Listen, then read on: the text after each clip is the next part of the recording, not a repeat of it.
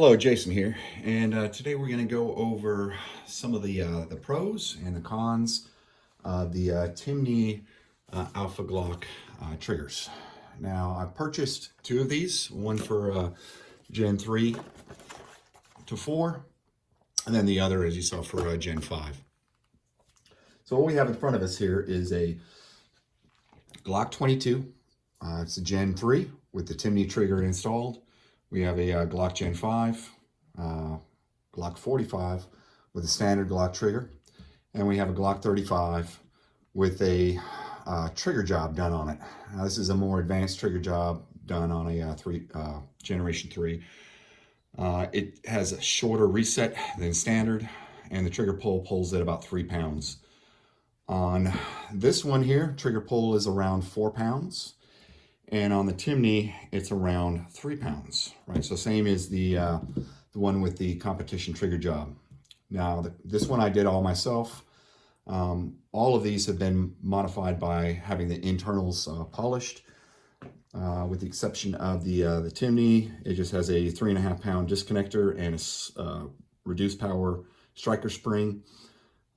Just mildly reduced power. You don't want to go too light on that, otherwise you could have misfires. So anytime you go with a reduced power striker spring, it's going to lower the power of the trigger's reset and can also result in light strikes. So all of these have that same reduced weight striker spring. They all have a 3.5 pound disconnector in them. The only other differences is this one has a modification to shorten the trigger pull. This one does not, and then this one has the Timney in it. So let's go ahead and gauge these triggers and just see where they come in at. We'll start with the mostly stock Glock 45 here. I'm going to try to pull these at the very end of the trigger for consistency here. With the Glock, it can be a little tricky sometimes to engage the trigger safety. Pull it, see where the stock comes in at. All right, how about 3.25 pounds? Gaining the leverage by pulling it at the very end of the trigger kind of helps with that. Try it again. See where it pulls this time. Try to pull it more straight back. All right, about 3.75 pounds on that one, right? Pretty decent. Not bad considering it's just got a 3.5 pound disconnector, slightly reduced power striker spring, and then polished internals. Right, then the competition Glock trigger, right, with its shorter reset. We give that one a pull, see how that one comes in.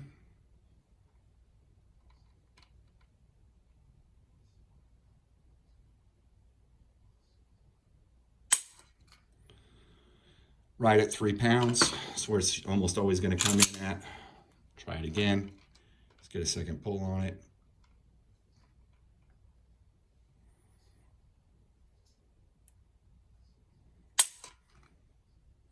Right at 3 pounds. All right, now the Timney, try that one, see where that one comes in. I expect that one to come in at 3 pounds.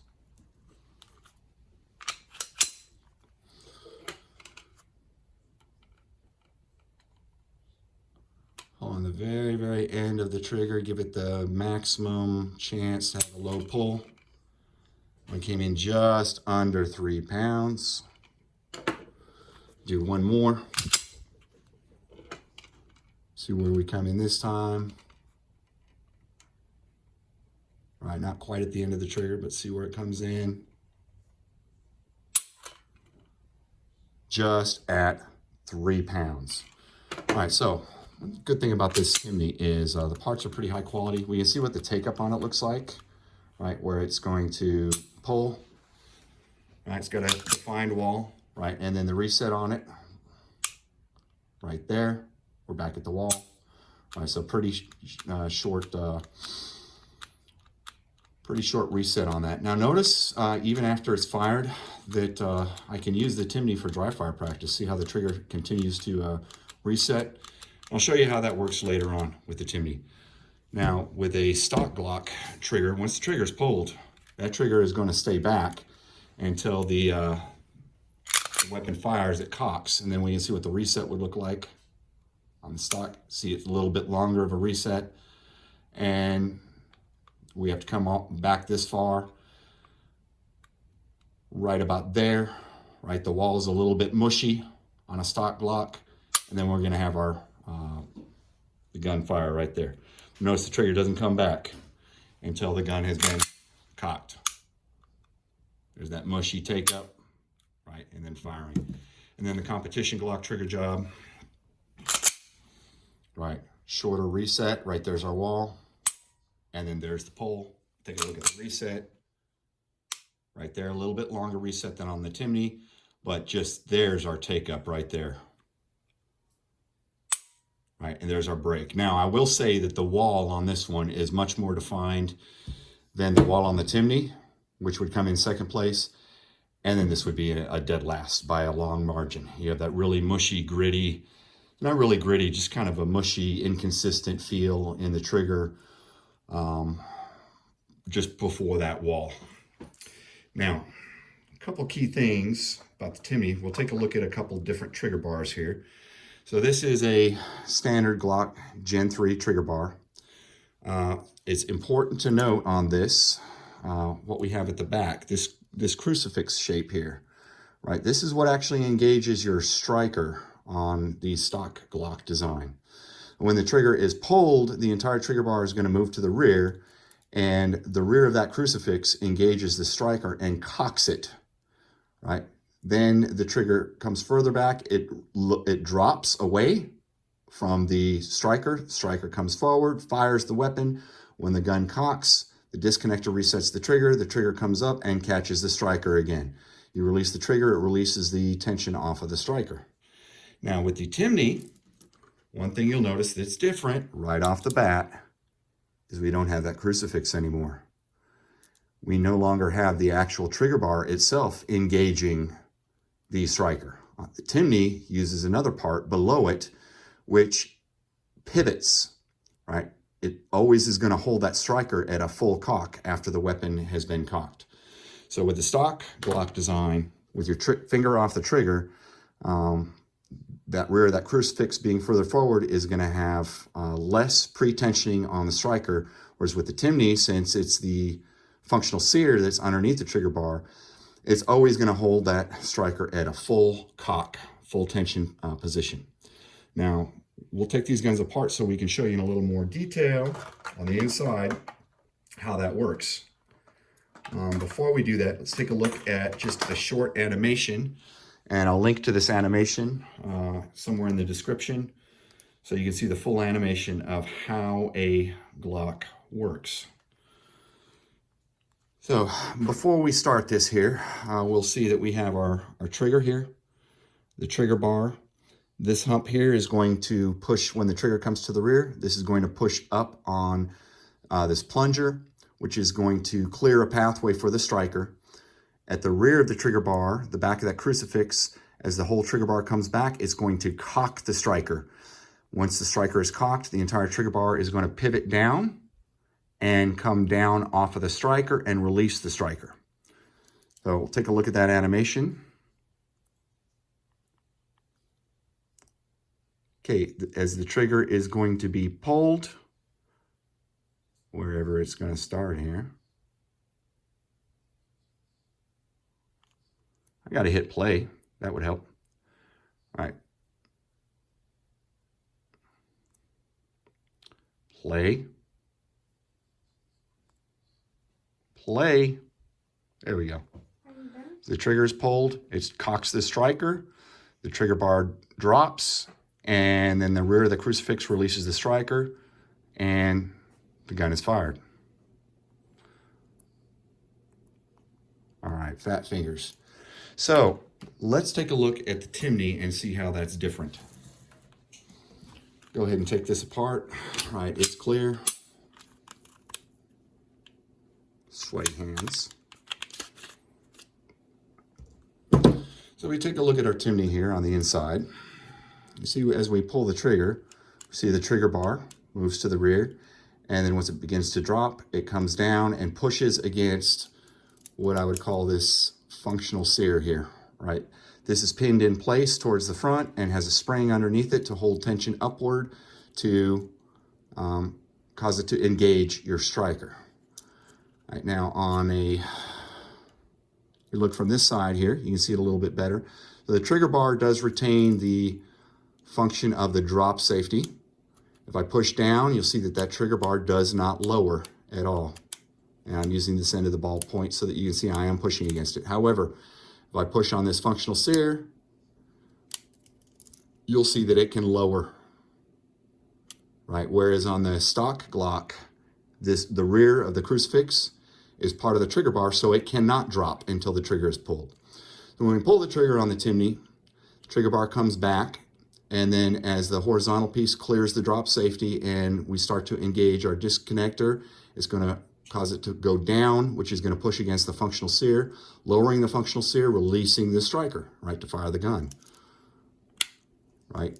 The gun cycles, resets the disconnector, you pull your finger off the trigger, notice our functional sear pops back up, it's going to catch the striker as the slide cycles, you let your finger off the trigger, the gun is reset, and the process will repeat. The stock Glock, and take a look at that.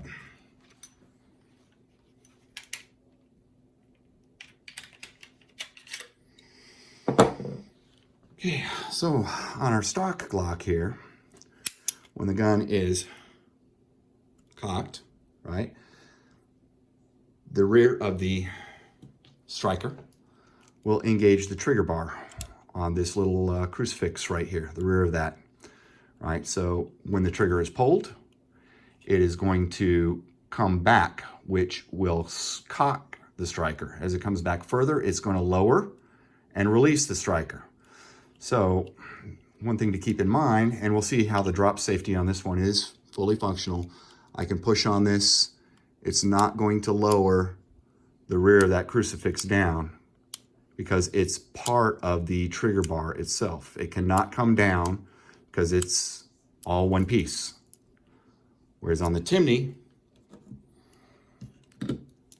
part that engages our striker is a separate piece, and I can lower that down. I'm not sure how well you can see it here, but I can push down on it, and you can see it can lower independently of the trigger bar. Now, if it were to do that while the gun was cocked, for whatever reason, you had a failure of a part, maybe the spring underneath the functional sear didn't hold it up, and it took a shock force where the gun was dropped, and this was to lower, even without the finger on the trigger, it's going to release the striker.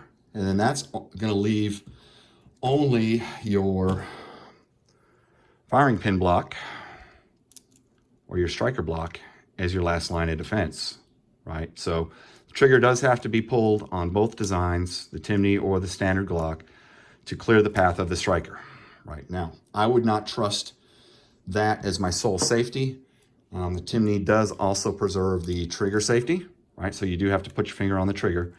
But since the action of the trigger is not what's cocking the striker, you're losing the safe action function of the Glock, right? Some people think of a Glock as double action because when the trigger is pulled, it's going to cock the striker.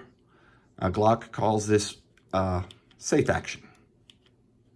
Right, so the Timney does not preserve that function. It also does not preserve the drop safety any longer since the functional sear is a separate part. It's not integrated as part of our trigger bar, functional sear back here.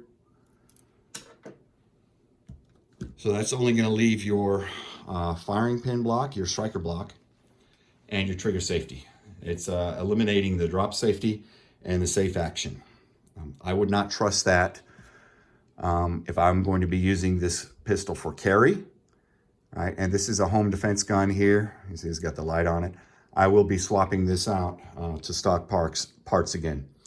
For competition use, when you're only loading up the weapon when they say to load and make ready, you should be fine right there. And you're in a controlled environment. I would not want to carry it all day with a round in the chamber with that drop safety not in effect and not having the safe action function preserved. Now, for IDPA purposes, I don't know that that would be legal because it is changing the fundamental design of the Glock. It's eliminating the safe action, and you're also eliminating that drop safety. Any safeties that are disabled would make it not appropriate for IDPA use. You should still be able to use it for USPSA. So that's my thoughts on the Timney. Now, before we close, I want to say it's not all bad. The parts of the Timney are very high quality. I'll give them that. But the design is more like a SIG 320, which has a sear that is disconnected from the trigger bar. And we know about the issues with the SIG P320. I don't want to convert my Glock into a SIG P320, or I would have gone and bought one. I like that safe action function. I want to preserve that, and I want that drop safety preserved. Now, this won't be a total loss. I have two of these $150 triggers that I'm not going to be using. But what I will do is I'll unpin it from the trigger bar, and I'll repin it to the standard Glock. So I'll at least have an aluminum trigger. And the Timney safety is a little bit more positive than the standard Glock, which for whatever reason, the spring that they use in the Glock triggers is just really weak and can tend to wear out. All right, so those are my thoughts. Let me know in the comments below if you have a different opinion of the Timney, if you are going to use it for carry, if you're going to use it for competition, or if you're going to be like me, if you're going to just stick with the standard design. All right, have a good one.